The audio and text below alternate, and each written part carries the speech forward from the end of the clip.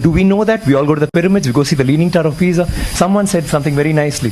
He said, we are actually appreciating a building that doesn't stand.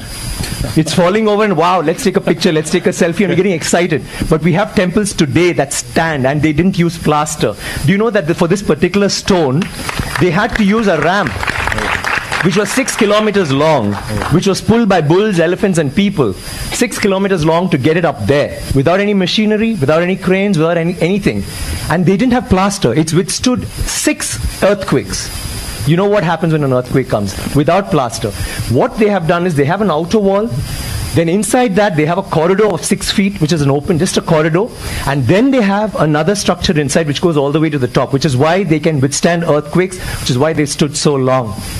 So these are all things that we need to know about. This particular king has built 5,000 dams in his time, and he's made a water management ministry in that time. He's had elections for the village leaders. He's asked them to name cities after women. Why should it only be men? Why can't it be named after a queen?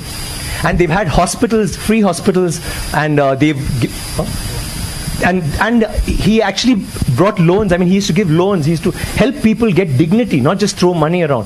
So this is something that's so illustrious. And this happened in the 9th century. I'm sorry, I'm taking so much time. It happened in the 9th century when the rest of the world, you talk about superpowers today, the 9th century all this happened when we had the biggest maritime naval thing in the world.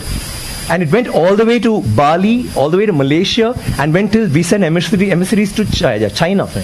And you know what was the superpower doing then? America hadn't been discovered by Columbus till 500 years later.